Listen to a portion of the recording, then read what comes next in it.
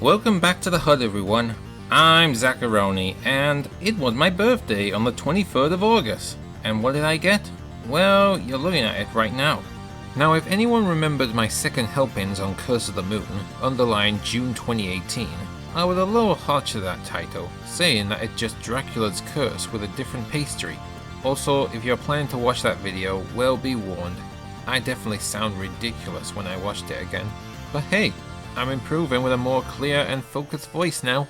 Anyway, back to Ritual of the Night. Expectations were low for this game, given that this is one of the big free Kickstarter titles, and the first two bombed when they were released. Well, mainly Mighty No. 9 of course. However, when Ritual of the Night was released, it actually did surprisingly well, with review scores higher than the other two Kickstarter titles. Except for the Switch version, which I gladly did not go for. So Ritual of the Night takes place in 18th century England, and we are in the shoes of Miriam, who has awakened from her slumber after being experimented on by the Alchemist Guild who placed special crystals inside her.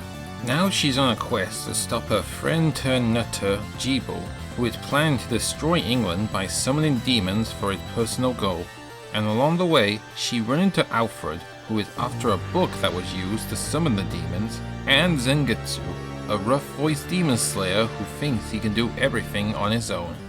It's a simple premise with good but cheesy voice acting, but I question why Zengetsu didn't recognize Miriam when they first made eye contact with each other.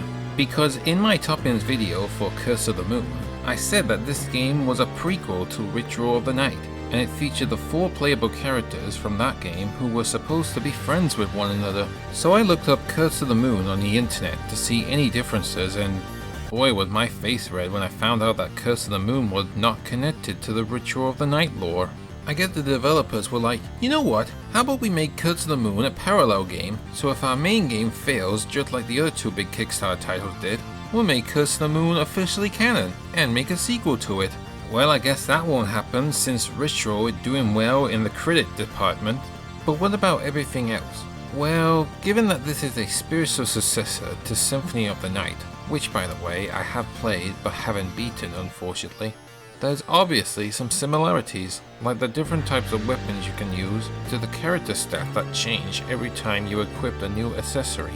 So while it's still Symphony of the Night just with 3D graphics, it's actually still fun to play with it no string attached free roaming gameplay until you find an ability that can let you access a certain area later. Also, there are ability shards that can give you extra abilities, like summoning a swarm of bats or increasing damage to certain weapons, which can be obtained by defeating enemies. But the thing is that I always get multiple shards from the same enemies, and I often use the ones that are useful to me, like the arrow shard that allow me to fire multiple arrows at enemies, which kinda works like a shotgun actually. Luckily though, I can sell the shards that I don't use at the shops for money to buy health potions. And I definitely need them because the bosses are challenging, especially the second fight against Zengetsu, which might be my favorite boss fight in the game. And what's better is that he is voiced by David Hayton, which definitely matched the character's grumpy, harsh and snaky personality. See what I did there? Oh, and the final slice forced me to gather enough potions to finally beat it, which is a good thing that the blue treasure chests always refill with money every time I use a teleporter.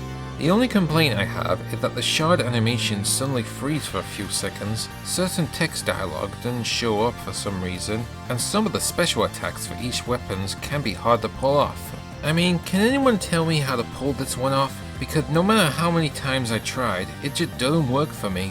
But overall, Ritual of the Night is a solid 2D platformer with rewarding exploration, great boss battles, and an enjoyable soundtrack that kept the experience going all the way to the end. Now the next thing to do is to play all of Koji Igaraki's past Castlevania games, if I can find them of course. Speaking of which, where's the Metroidvania collection, Konami?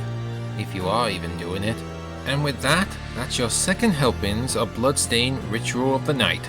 I hope you appreciate my opinions, and if you like what you see, be sure to like, share, and subscribe to my channel. But until then, I'm Zacharoni. Enjoy your pizza, and I'll see you next time.